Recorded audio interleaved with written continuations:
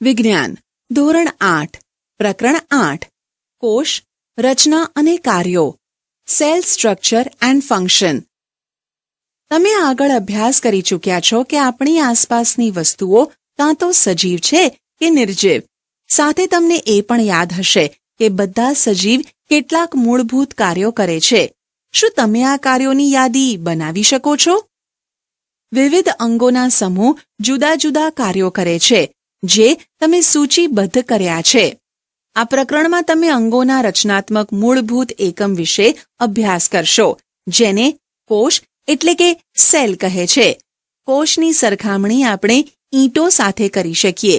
જેવી રીતે ઈંટોને જોડીને ઇમારતનું નિર્માણ કરવામાં આવે છે, એવી જ રીતે વિભિન્ન કોષો એકબીજા સાથે જોડાઈને પ્રત્યેક સજીવ શરીરનું નિર્માણ કરે છે. કોષની શોધ discovery of the cell. Robert હુકે 1665માં બૂચનો પાતળો છેદ લઈને સામાન્ય વિપુલદર્શક સાધનની મદદથી અભ્યાસ કર્યો. બૂચ એ વનસ્પતિની છાલનો એક ભાગ છે. તેઓએ બૂચનો પાતળો છેદ લીધો અને તેને સૂક્ષ્મદર્શકની મદદથી અભ્યાસ કર્યો. તેઓએ બૂચના છેદમાં અનેક ખાના જેવી અથવા વિભાજિત ખંડો જેવી રચના જોઈ. તે ખાના મધમાખીના મધપૂડાના ખાના જેવા હતા. તેઓએ તે પણ જોયું કે પ્રત્યેક ખાના એકબીજા સાથે એક દિવાલ અથવા વિભાજન પટ્ટી દ્વારા છૂટા પડેલા હતા. હુકે પ્રત્યેક ખાનાને કોષ નામ આપ્યું.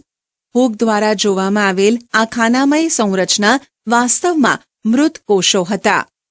સજીવોના જીવંત કોષોને વધુ સારા માઇક્રોસ્કોપની શોધ પછી જ જોઈ શકાયા. રોબર્ટ હુકના અવલોકનના લગભગ 150 વર્ષ પછી પણ કોષો વિશે ઘણી ઓછી જાણકારી હતી. પરંતુ આજે આપણે કોષની રચના તેમજ કાર્યો વિશે ઘણી બધી જાણકારી ધરાવીએ છીએ. આ વધારે વિવર્ધન ક્ષમતા ધરાવતા માઇક્રોસ્કોપ તેમજ અન્ય ટેકનિકની મદદથી શક્ય થઈ શક્યું. કોષ ધ સેલ. ઇમારત માટે ઈંટ તેમજ સજીવોમાં કોષો બંને મૂળભૂત સંરચનાત્મક એકમ છે. જેમ ઇમારતના નિર્માણમાં એક સમાન ઈંટોનો ઉપયોગ થાય છે, પરંતુ ઇમારતની ડિઝાઇન, આકાર અને કદ અલગ હોય છે, તે જ પ્રકારે સજીવ સૃષ્ટિના સજીવો પણ એકબીજાથી જુદા હોય છે, પરંતુ બધા સજીવો કોષોના બનેલા હોય છે. નિર્જીવ ઈંટોની સાપેક્ષમાં સજીવોના કોષોની સંરચના અત્યંત વધારે જટિલ હોય છે. મરઘીનું ઈંડું સરળતાથી જોઈ શકાય છે. શું તે એક જ કોષનું બનેલ છે અથવા કોષોનો એક સમૂહ છે? મરઘીનું ઈંડું એક કોષ છે તથા કદમાં મોટું હોવાથી તેને નરી આંખો વડે સરળતાથી જોઈ શકાય છે. સજીવોમાં કોષોની સંખ્યા, આકાર અને કદમાં વિભિન્નતા હોય છે. Organisms show variety in cell number, shape and size. વૈજ્ઞાનિકો કેવી રીતે સજીવ કોષનું અવલોકન તેમજ અભ્યાસ કરે છે? તેઓ માઇક્રોસ્કોપનો ઉપયોગ કરે છે, જેથી સરળતાથી વસ્તુને મોટી જોઈ શકાય છે. કોષોની રચનાનો વિસ્તૃત અભ્યાસ કરવા માટે અભિરંજકનો ઉપયોગ કરવામાં આવે છે. પૃથ્વી પર લાખો સજીવો છે. તે આકાર તેમજ કદમાં ભિન્ન હોય છે. તેમના અંગો, આકાર, કદ અને કોષોની સંખ્યામાં પણ ભિન્ન હોય છે. ચાલો તેમાંથી કેટલાકનો અભ્યાસ કરીએ. કોષોની સંખ્યા, નંબર ઓફ સેલ્સ. શું તમે કોઈ ઊંચા વૃક્ષ અથવા તો હાથીના શરીરમાં જોવા મળતા કોષોની સંખ્યાનું અનુમાન લગાવી શકો છો? આ સંખ્યા અબજો ખરવોમાં હોય છે. મનુષ્યના શરીરમાં અબજોની સંખ્યામાં કોષો જોવા મળે છે, જે રચના તેમજ કદમાં જુદા હોય છે. કોષોના જુદા જુદા સમૂહ અનેક પ્રકારના કાર્યો કરે છે. 1 અબજ એટલે 100 કરોડ થાય. 1 કરોડ એટલે 100 લાખ થાય. જે સજીવોના શરીર એકથી વધારે કોષોના બનેલા હોય છે તેને બહુકોષીય મલ્ટીસેલ્યુલર સજીવ કહેવાય છે. મલ્ટી બહુ, સેલ્યુલર કોષીય. નાના સજીવોમાં કોષોની સંખ્યા ઓછી છે, તેમ છતાં પ્રક્રિયાઓને કોઈ પણ પ્રકારે પ્રભાવિત નથી કરતા. તમને જાણીને આશ્ચર્ય થશે કે અબજો કોષોવાળા સજીવનું જીવન પણ એક જ કોષમાંથી શરૂ થાય છે, જે એક ફલિત અંડકોષ છે. ફલિત અંડકોષ એટલે કે ફલિતાંડ વિભાજન પામીને વિકાસ દરમિયાન કોષોની સંખ્યામાં વધારો કરે છે. આકૃતિ 8.3a અને b ને જુઓ. બંને સજીવો એક જ કોષના બનેલા છે. એક કોષ ધરાવતા સજીવોને એક કોષીય એટલે કે યુનિસેલ્યુલર સજીવો કહે છે. યુનિ એક, સેલ્યુલર કોષીય. એક કોષી સજીવો પણ એ બધી આવશ્યક ક્રિયાઓ કરે છે જે બહુકોષી સજીવો દ્વારા કરવામાં આવે છે.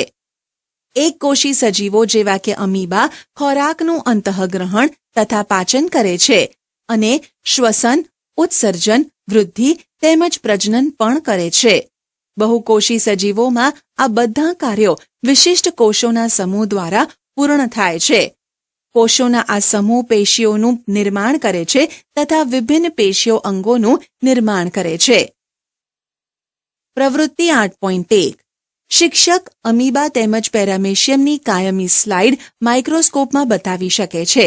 તેના વિકલ્પ તરીકે શિક્ષક તળાવમાંથી પાણી એકત્રિત કરીને સ્લાઇડ બનાવીને તે પાણીમાં રહેલા સજીવો પણ બતાવી શકે છે.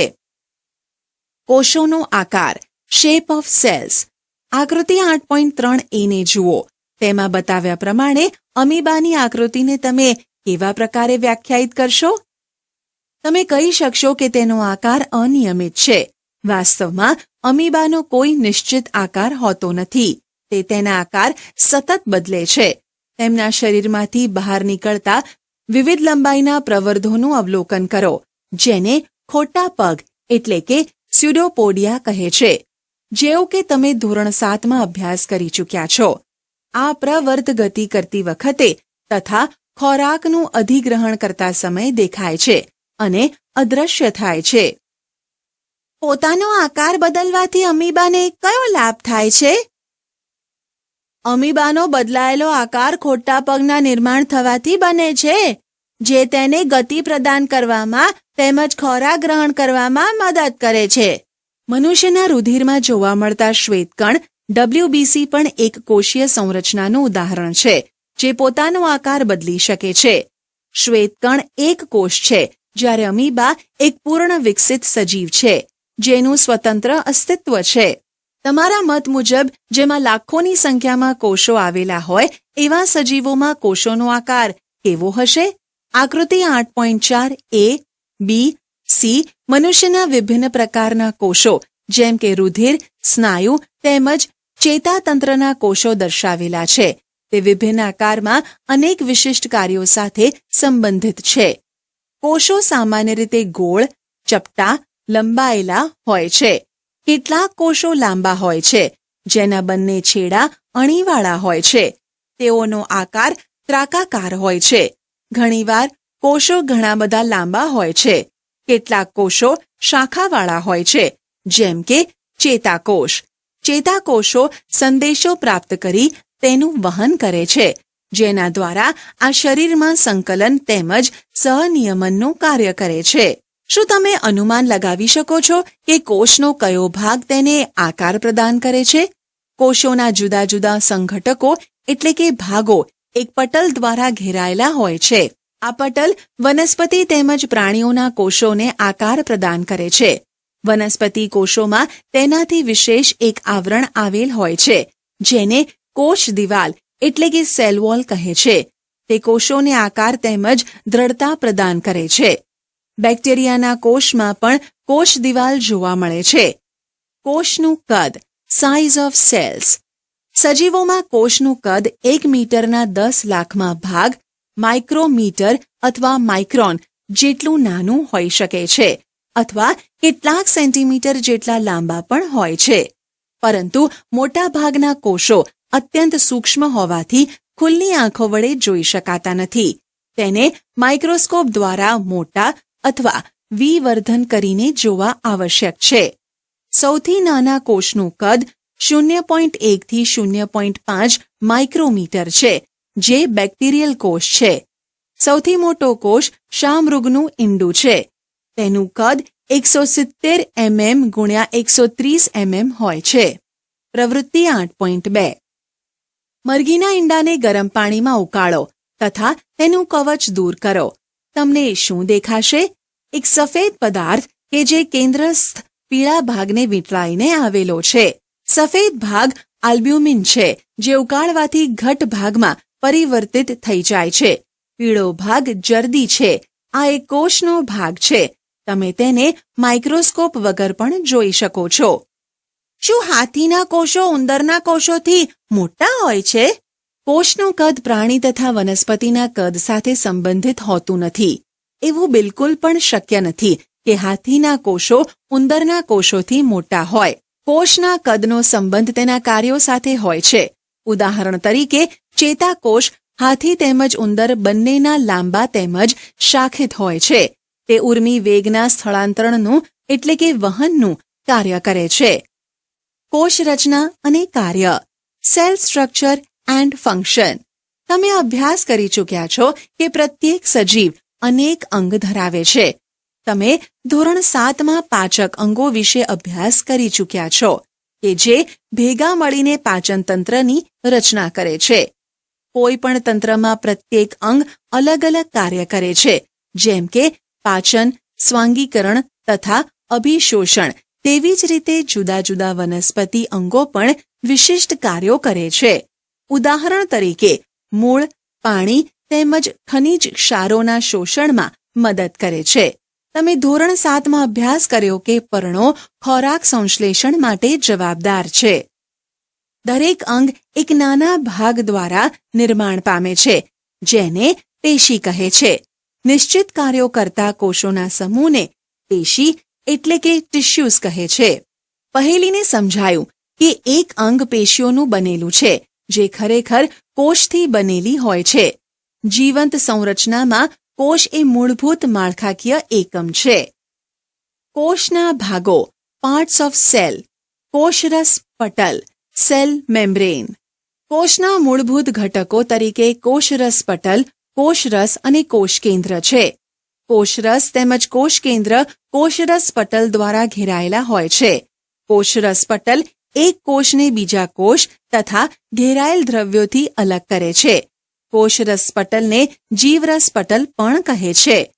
કોષરસ પટલ છિદ્રાળુ હોય છે તથા વિભિન્ન પદાર્થોની કોષમાં અવરજવર માટેનું નિયમન કરે છે. પ્રવૃત્તિ 8.3. કોઈ પણ કોષના મૂળ ઘટકને અવલોકન કરવા માટે એક ડુંગળી લો. ઉપરના સુકાયેલા ગુલાબી ફોતરાને દૂર કરો. તમે ડુંગળીની સફેદ માંસલ સપાટીને ચીપિયાની મદદથી કે હાથ દ્વારા પણ અલગ કરી શકો છો. તમે ડુંગળીને તોડીને પણ આ પાતળા પટલને અલગ કરી શકો છો. કાચની સ્લાઇડ પર પાણીનું ટીપું મૂકીને પાતળા પટલને તેની પર મૂકો. પાતળું પટલ બ્લેડ અથવા ચીપિયાની મદદથી લઈ શકાય છે. હવે આ પટલ મિથિલિન બ્લુ વડે અભિરંજિત કરો અને તેની ઉપર કાચની કવર સ્લિપ મૂકો. ધ્યાન રાખો કે કાચની કવર સ્લિપની અંદર હવાના પરપોટા રહી ન જાય. ત્યારબાદ માઇક્રોસ્કોપમાં તેનું અવલોકન કરો. તેની આકૃતિ દોરી નામ નિર્દેશન કરો. તમે તેની સરખામણી આકૃતિ 8.5 સાથે કરી શકો છો. ડુંગળીના કોષનું સીમા સ્તર કોષરસ પટલ એટલે કે સેલ મેમ્બ્રેન હોય છે, જે એક વધારાના દ્રઢ આવરણ દ્વારા આવૃત હોય છે, જેને કોષ દિવાલ કહે છે.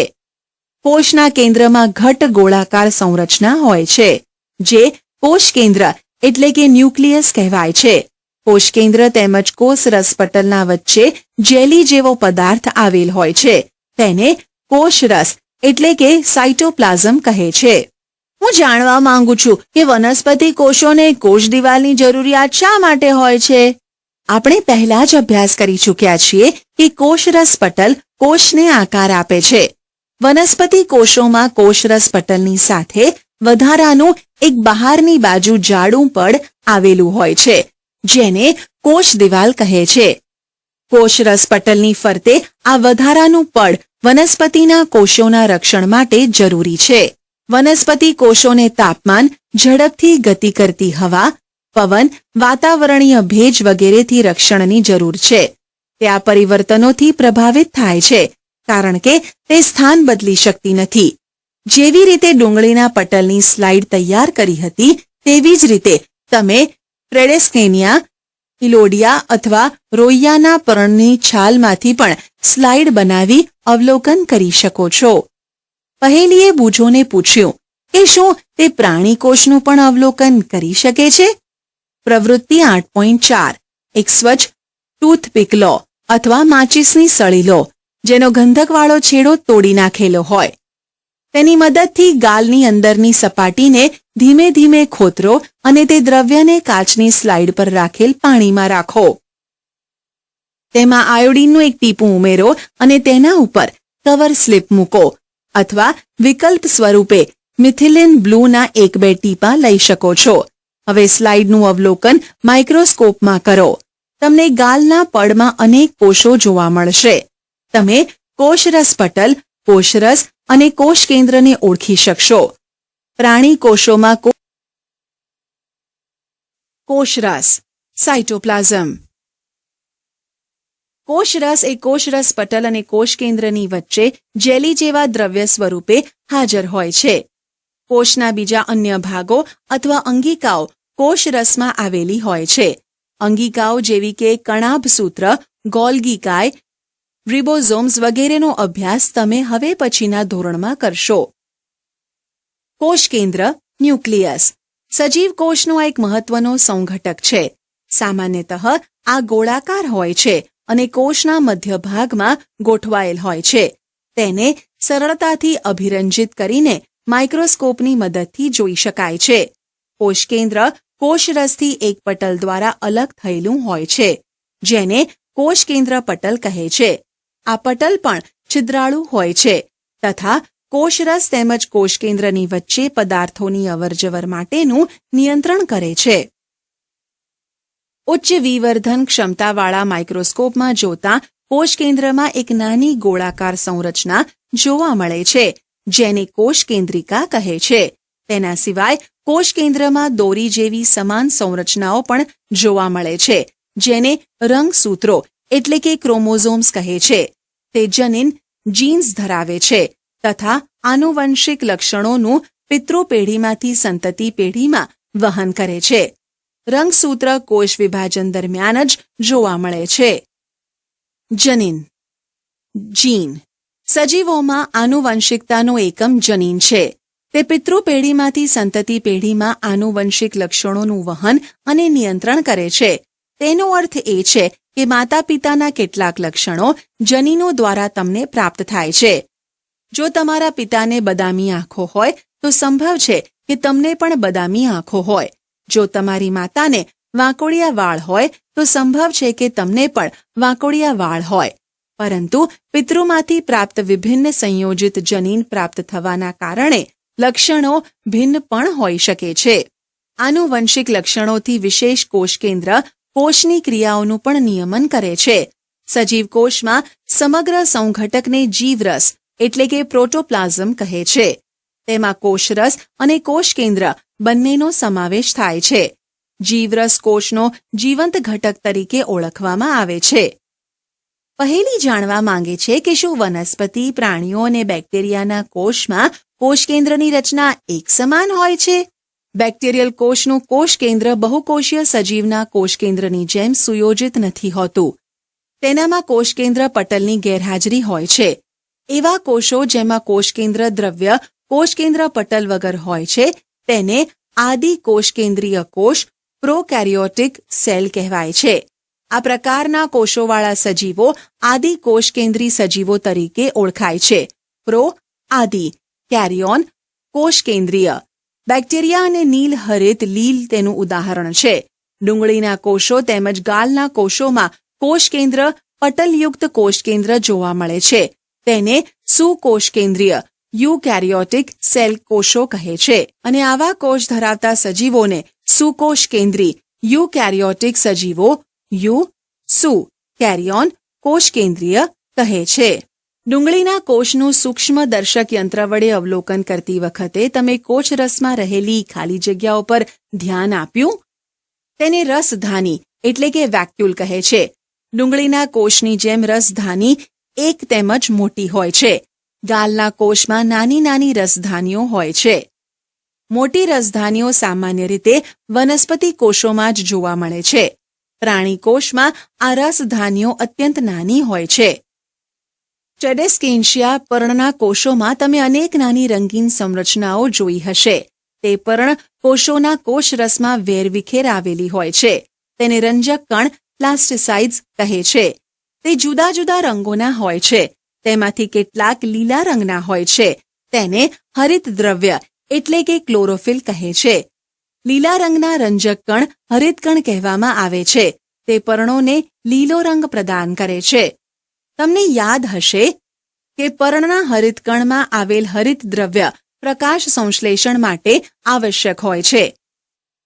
વનસ્પતિ કોષ અને પ્રાણી કોષની તુલના. Comparison of plant and animal cells. જો તમે આગળની પ્રવૃત્તિ 8.3 અને 8.4 ને યાદ કરો તો તેના આધાર પર વનસ્પતિ કોષ અને પ્રાણી કોષની સંરચનાની તુલના કરી શકશો. આકૃતિ 8.7a બીનું ધ્યાનપૂર્વક અવલોકન કરો. ચાલો વનસ્પતિ તેમજ પ્રાણી કોષની વચ્ચે રહેલી સમાનતા તેમજ ભિન્નતાની યાદી બનાવીએ. કોષ્ટક 8.1માં માત્ર કેટલાક લક્ષણોનો ઉલ્લેખ કરવામાં આવેલ છે. તમે વધારે લક્ષણોનો ઉલ્લેખ કરી શકો છો. કોષ્ટક 8.1 વનસ્પતિ કોષ અને પ્રાણી કોષની તુલના. ક્રમ ભાગો વનસ્પતિ કોષ પ્રાણી કોષ.